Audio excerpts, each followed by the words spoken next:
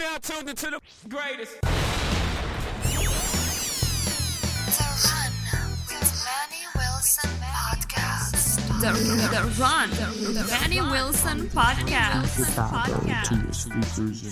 The best sports podcast there is. Yes, sir. What's up, everybody? Welcome back to The Run with me, Manny Wilson, all the way from Detroit to Chicago to your speakers and headphones. I appreciate you tuning in to the first interactive sports podcast. You know, a community that makes sure your voice is heard. So if you hear something you agree with, disagree with, you like, you dislike, go ahead, give us a call at 219-413-9405, and we will play your take back on air for our next episode.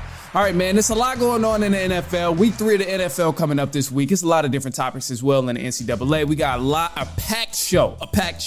But starting off, I got to start off with the Chicago Bears, bro, because they are arguably the worst team in this NFL league right now. And don't take offense to it if you're a Bears fans. This is just cold hard facts, bro. Like, be real with yourself for a second. I'm not trying to hate the Bears. I'm not trying to, strike your nerves or get your blood boiling. I promise I'm really not. Like, just face the facts. They're the worst team in the NFL right now, regardless of what the record says, even though they're 0-2. The defense needs work. The O-line needs work. The God knows the offensive coordinator does not need to be there anymore. Their defensive coordinator just resigned. So much drama going on with the Chicago Bears. And it's only week 2. Prior to the season, they were talking about moving the stadium to Arlington Heights, to Aurora. Like, it's so many different things going on with the Chicago Bears, and everything is up in shambles. And it really shows right now. So the latest of what we've seen from the Chicago Bears is the quarterback of the Bears, Justin Fields. He said he's been playing robotic and not like himself because of the coaching, which boils down to the offensive coordinator, obviously, because they go hand in hand, quarterback and offensive coordinator. But typically, a lot of people had a problem with this, but I don't at all, because as a quarterback, it's always supposed to be your fault. Like, no matter what happens, no matter you win or lose the game, you throw a bad pass, you throw a good pass and the receiver drops it, it always comes back to being your fault as a quarterback, because you're the leader on the team. You're the leader of all the players on the offensive end, and even sometimes the defensive end, just because you set the tone. But that's not what Justin Fields did.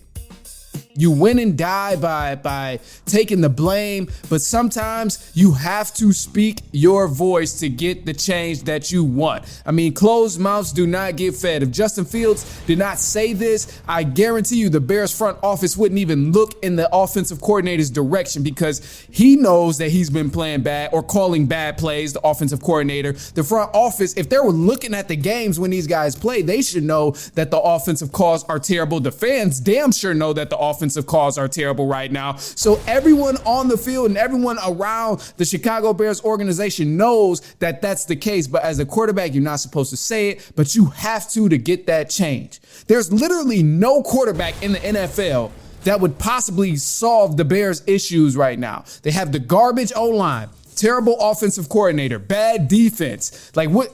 No receivers like that. I mean, who could you possibly put in this situation that could thrive?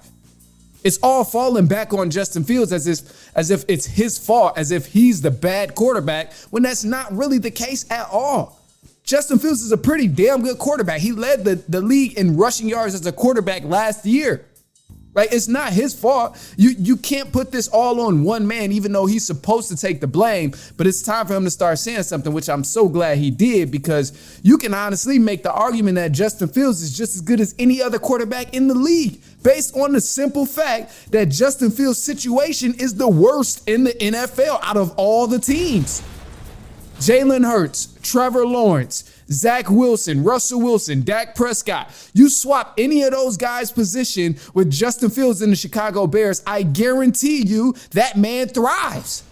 You switch Jalen Hurts on the Eagles to the Chicago Bears with Justin Fields, Jalen Hurts is not going to be able to do anything with the Chicago Bears. And I guarantee you the Eagles will still have a damn good record, just because they have a great offensive line. They have a great defensive line. They have a great defensive back group. They're stacked as a team. And when you're around that as a team, someone who's a quarterback, like, you have so much leeway to make mistakes. If you throw a bad pass, you can count on your defense to stop the offense to get the ball back. If you throw an interception or you make a couple bad plays, you know your offensive coordinators is making adjustments as you go. But you don't have any of that when your team is as bad as the Chicago Bears. So they got to do something at this point, man. I feel bad for Justin Fields. Like, the kid is young. He's 23. And, man, at this point, Chicago Bears is going to run this man out. And he's going to want to leave very soon. So he's fighting for survival every single play. The Bears aren't doing anything to change it. This has been going on for a couple years now. They haven't changed anything significantly within the organization to make something happen, even though I thought the little minor pieces they did on the O-line was something. I thought grabbing DJ Moore was going to be something, but what good is picking up a receiver when your quarterback doesn't have time to throw the ball? Like, they got to make something happen very, very soon, or else Justin Fields is going to want out, and it's nothing they're going to be able to do about it because they're going to lose a really good quarterback in a minute. All right, look, I got a couple side notes here. Let's switch it up. The New York Jets. Let's head over furthermore on the East Coast instead of the Midwest. The Jets, they're back to square one, man. They lost Aaron Rodgers back in week 1, and now they don't even have a quarterback. They got Zach Wilson in there, but man, it's bad. So I put a poll on Instagram. 71% of you guys said Zach Wilson is not going to be able to help this team. The team is done. The season for the New York Jets is over. 29% of you guys said Zach Wilson, he's got it. He's going to be the comeback kid and help this team out. And I'm going to tell you right now, man, it ain't no way in hell the New York Jets is going to make anything happen with Zach Wilson. You got to understand. Look, Zach Wilson is the very reason why the New York Jets decided they needed another quarterback for this organization. They already tried this thing out with Zach Wilson before. Like, we know what they have on offense. We know what they have on defense. We know the coach and we know the receivers. We know the backs that the New York Jets have. They have a stacked roster. But this has been the case over the past few years. This just happens to be the peak of the best team we've seen for the New York Jets, and they're still trying to make it work with the quarterback who proved to them year after year he is not that guy. Like, what more do you want from him to show you? Like, he's already displayed his talent. I know sometimes other quarterbacks take time to develop longer, but at the end of the day, bro, your team is ready to win now. You have all the pieces that put you in position to win right now. So do not waste time going back trying to make Zach Wilson somebody he's not, because it's already been proven that he's not that guy. There's plenty of quarterbacks in the free agency pool right now that can make something work. I mean, you got Matt Ryan, honestly. Carson Wentz is still there. Nick Foles, Cam Newton, Colin Kaepernick, Joe Flacco. Like, I'm not saying these guys are the best, because obviously they haven't been playing in the NFL for a long time. They're a free agent for a reason, whatever. But from a team who has everything set up to be perfect and to win a championship, you need something. You need a quarterback that can at least keep you in the game, because you can't rely on your defense to keep you in the game and keep teams under 21 points every single night. It's just not going to happen. Or every single week, I should say. It's not going to happen. Like, that's crazy to me. And I mean, that last game, Zach Wilson, they played the Cowboys, the Jets. They lost to the Cowboys 30-10. But going into the fourth quarter, it was 24-10, and they actually had a chance to like keep the game close. But Zach Wilson threw 3 interceptions all in the fourth quarter. So to me, that would just mark that final straw. I know it's early in the season, but it would mark that final straw for me. Like, look, we got to make something happen, because if we're still trying to go to the playoffs or potentially make something happen this season, you got to change some stuff. You got to change some stuff. So that's that. That's the New York Jets, man. I wish them the best of luck, but truth be told, the schedule does not get any easier for them.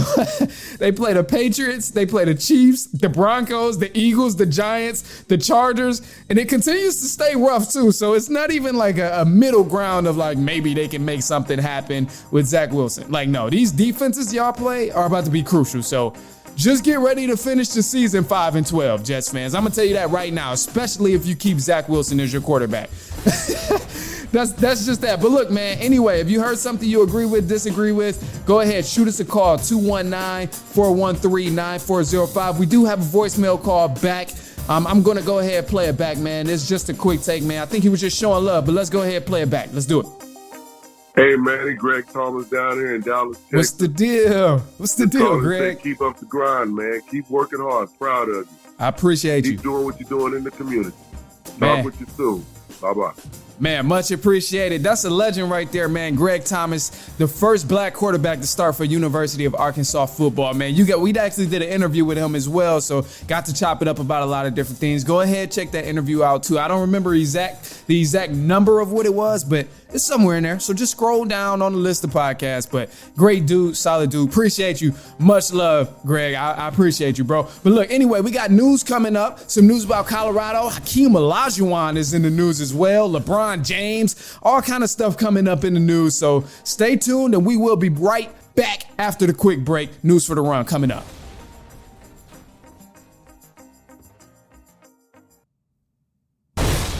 All right, and news for the Run. For Thursday Night Football, you can expect to watch the New York Giants play the San Francisco 49ers on Amazon Prime. The New York Jets quarterback, Aaron Rodgers, he suffered an ACL injury on Monday night against the Buffalo Bills back in Week 1. And it said that Aaron Rodgers will miss the remainder of the 2023 NFL season. Now, the Chicago Bears, they fired defensive coordinator Alan Williams. He's resigned, actually. He was not fired. He decided to resign as defensive coordinator for the Chicago Bears. Now, some NFL scores from Week 2. The Dallas Cowboys, they beat down on the Jets 30-10, and now they moved to 2-0. The Eagles, they moved to 2-0 after beating the Vikings. Chiefs, they beat the Jaguars to get back to 50%. Now they're 1-1. My Atlanta Falcons, they outscored the Packers and now look to go 3-0 as they take on the Detroit Lions on Sunday. The Giants, they beat the Cardinals, and the Baltimore Ravens, they beat the Bengals to give them their second straight loss. And now the Ravens, they move to 2-0 after the win 27-24. Now, NCAA football, Colorado, they'll take on the University of Oregon in Eugene this upcoming Saturday at 2:30 Central Time. Wide receiver and cornerback Travis Hunter is expected to miss at least 3 weeks following that big hit he took in the Colorado versus Colorado State game. Now, Michigan State football, they are expected to fire head coach Mel Tucker due to allegations regarding sexual harassment. And now in the NBA, as I mentioned, Hakeem Olajuwon, Hakeem the Dream, he's apparently charging people $50,000 for a workout. And former NBA player Gilbert Arenas, he strongly disagreed with this. Here's a few things he had to say on his podcast, No Chill Gil. I'm sorry, but nobody doing that shit no more. All you old son bitches, staying down. Nobody want the Hakeem Olajuwon sky look. Nobody want none of that shit, all right? Let it go. 50,000. You should be ashamed of yourself. Charging these young whippersnappers 50. When you came in the league in 1984, you wasn't getting 50,000 a game. You trying to make your money back through the youth. Giannis, no. You gotta love Gil, man. Gilbert Arenas, look, he's not too far off, honestly. I kind of agree with him. That's kind of crazy to be charging guys $50,000 for some outdated moves. I know they was like classic moves, but the game done evolved, man. That's still crazy, $50,000 for a workout. But anyway, check out No Chill Gil, man. It's actually a pretty dope podcast. And Gilbert Arenas, man, I know he's a silly dude, but he really be spitting some facts sometimes. So it's dope. Check him out. But anyway, NBA champion JaVale McGee, he's signed a deal to the Sacramento Kings next season. In Germany, they won the 2023 FIBA World Cup, and Dennis Schroeder, he led the team in the finals against Serbia with 28 points. Now, speaking on the topic of the FIBA World Cup and Olympics, there's been a lot of talk about the U.S. teams being trash and stuff, but LeBron James, he didn't express some interest in joining the 2024 U.S. Olympic team in Paris, and it said he's actively recruited multiple superstars to join the NBA Olympic team or join the Olympic team to play in Paris at 2024. So he's got names such as Steph Curry, Kevin Durant, Anthony Davis, Jason Tatum, Draymond Green, and many, many more. So many different guys. And I'm glad this is happening because over the past few years, the U.S. teams have been quite trash, right? Now, I'm not going to sit here and tell you a lie. They've been kind of subpar. We're not going to lie about that. And the evolution of the game of basketball has began to develop worldwide. So you see talent developing worldwide now on these larger stages of the Olympics and stuff. In the U.S., people are saying they're no longer the best basketball country. You got Dirk Nowitzki from years back, Ginobili from Argentina years back, Giannis Antetokounmpo in Greece, Luka Doncic out in Slovenia, Shai Gilgeous-Alexander, Jamal Murray out in Canada, many more coming from Canada, Nikola Jokic in Serbia. There's a lot of different guys, right? And I'm not going to hold you. I'm not trying to disrespect nobody as I say this next statement here, but you got to understand something. There's a lot of great players in the world. However, the best basketball players in the world still resides within the United States, and it's not even close. Like, I'm not going to get into all the different guys and all the different talent that we have here in the U.S. with basketball, but I'm just going to say this, bro. Easily, if we put the best players in the NBA on one team for the Olympics, we will easily go back to revisiting the redemption team and the dream team with Magic Johnson, Jordan, and John Stockton, and all of those great guys on that team. Or we'll go back to the redemption team with Kobe, LeBron, Kevin Garnett, Vince Carter. Like, come on, man. We seen what happened during those years, how we was just straight mollywopping teams, just straight giving them the business. And I'm telling you right now, if we bring all of these guys, LeBron James, Jason Tatum, Kevin Durant, Steph Curry, Draymond Green, all of these names that's being said to play on a U.S. Olympic team in 2024 with LeBron James, oh my gosh, just start praying. All these other countries, just start praying, because it's going to get real nasty. It's going to get nasty. You put LeBron and Stephen Curry on the same team. It's going to get nasty. You put AD and James Harden or Jason Tatum on the same team playing on the floor at the same exact time. Like, it's bad. So I'm gonna leave it there. I'm not even gonna go into much detail because I'm gonna leave it there. This is just a small little side note on the news here. But all I'm gonna tell you, I'm gonna leave you with this. LeBron is assembling the Avengers right now. He's grabbing all the Infinity Stones to beat every other country bad right now, because there's been a lot of talk over the past decade and it's about to get nasty. So y'all better hope LeBron really ain't serious about assembling his Avengers, because it's gonna get nasty if he do. But anyway, let's move on, man. I mentioned Colorado football, and I told you Colorado. I'm riding with Colorado for the rest of the year. It don't matter win or lose, how good they are. I'm about to be riding with Colorado for the rest of the year. It's rare that you see a black head coach dominate the way he's been doing. And then it's Deion Sanders at the same time, too. I've always been a fan of Deion Sanders. Growing up playing football, I wanted to be as good as Deion Sanders playing defensive back and even on other ends of the ball and other positions that I play. So I'm riding with them regardless. No matter how many times they win, how many times they lose, you might as well go ahead and order a Colorado Buffs jersey, because that's what it's going to be like. But really, let me key down on a few things that happened last week in week 3 of the NCAA. Let me tone it back down. Now, Colorado, they won in double overtime over Colorado State, 43-35. Shedeur Sanders, he balled out, man, 348 yards, 4 TDs, and he went on a game-winning drive that sent the game to OT, and they eventually won. Now, the main thing that a lot of people have been taking away from this game is the foul hit that happened on the star, Travis Hunter.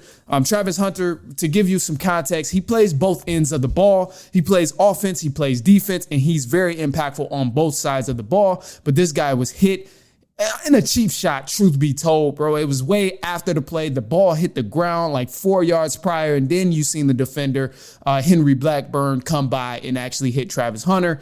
He was not ejected. He should have been, but I think it's crazy because I don't mind, the cheap shots and the big hits and stuff. That's what makes football exciting. But if you're really trying to cut down on those things, you have to be consistent within your calls. That's the only thing that's really bothering me by this, is that I see the inconsistency within the calls between the referees, because people have been thrown out for far less than what happened to Travis Hunter in this game. And that's kind of stuff irks my soul. We seen later in the game when the defensive end, Kamara, was ejected in the game for hitting Shedeur Sanders.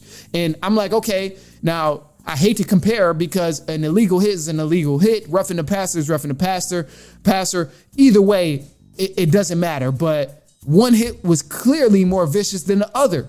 In the hit that was more vicious, there was no ejection or nothing. So to me, that kind of irks my soul. You have to set a distinct boundary for these guys. That way they know how aggressive they can play and they can abide by those guidelines that you set as a referee. You can't flip-flop. You can't be wishy-washy. And that's that. Now, I don't mind that the game is getting soft because it's inevitable at this day and age. I'm sure by the time I hit 40 and 50, the game is going to be at two-hand touch, truth be told, because that's just where we're headed. Every year they're looking to scale back big hits on each other in the game of the NCAA football and as well as NFL. We see them scaling back every year, so I'm not surprised about that. But anyway, to move forward past that, man, Colorado, they're going to be playing Oregon this week. Obviously, they're going to be missing their star Travis Hunter, but Oregon, they're ranked number 10. A lot of people are anticipating Colorado to get spanked this game. I read something from Bleacher Report that actually mentioned that Colorado is a 21-point underdog against the Oregon Ducks. Yeah, Oregon Ducks. That's them. Against Oregon. So I think that's very disrespectful, especially considering that Colorado has already beaten some legit teams. They beat a team that's ranked, TCU. They went to the championship last year. Nebraska, Colorado State, TCU in those first 3 weeks. And I think this is really going to be a big test for Oregon as well, because clearly Colorado, they're the underdogs, all of that. But Oregon, they haven't really faced anybody with that much competition. Now, granted, they have been whacking the teams that they played. They smacked them. Only team that really gave them a run for their money was Texas Tech. And Texas Tech honestly exposed Oregon's defense a little bit. But they've been playing subpar competition, and they put up crazy numbers, which is dope. But they haven't played a ranked team yet. In the top 25 Associated Press poll, they haven't played a ranked team, but Colorado has. And they beat that team, TCU. But ultimately, I think this game is going to come down to two explosive offensives doing what they do, and whoever wins this game is going to be on the defensive end. And I have faith in Colorado that they will win this game just because the talent that they have, they've already stopped some elite offenses in the game of the college football right now. As I mentioned, they beat Nebraska, they beat TCU, they beat Colorado State. And they had some nice offenses, and it all came to a point where that defense really had to be tested on how aggressive they were going to be, how disciplined they were going to be, and how much they really wanted to win the game and step up. And all those games, they've demonstrated that they're willing to step up and win the game. The defense have showed some sort of promise. And I think that's what it's really going to come down to against this game here in Eugene, Oregon. It's going to be dope. If both offenses continue to compete, which I intend on seeing, I'm going with Colorado for the win here. I'm going with Colorado. It's going to be dope. It's going to be dope, though. There's a lot coming up for Colorado, man. They actually play USC right after Oregon, which is going to be tough. And I'll touch on that a little bit more, too, the closer we get to it. But that's going to be a hell of a matchup, too. But, you know, man, as I said, I got to ride with the Colorado Buffs, man. Go ahead, send me my T-shirt, whatever the case is. But I'm hoping they win. Ultimately, I want to see a good game, though. I'll keep it at that. I just want to see a good game, a good football game, especially if I have the time to sit down and watch it. But anyway, if you heard something you agree with, you disagree with, you like, you dislike, or even if you just want to outsmart me, share your take on Colorado and USC game, maybe. Share your take on week 4 in the NFL coming up, the Chicago Bears, your favorite team in NFL. Go ahead, do that, man, and we'll play it back next week on our episode. So shoot us a call, 219-413-9405, and we'll go ahead and play your take back. But until then, go ahead and follow us on Instagram at The Run Podcast. Follow us on Twitter as well, Podcast The Run. Follow my personal as well on socials at I am Manny Wilson. But until then, man, we will be back later on next week. And so on and so on and so on.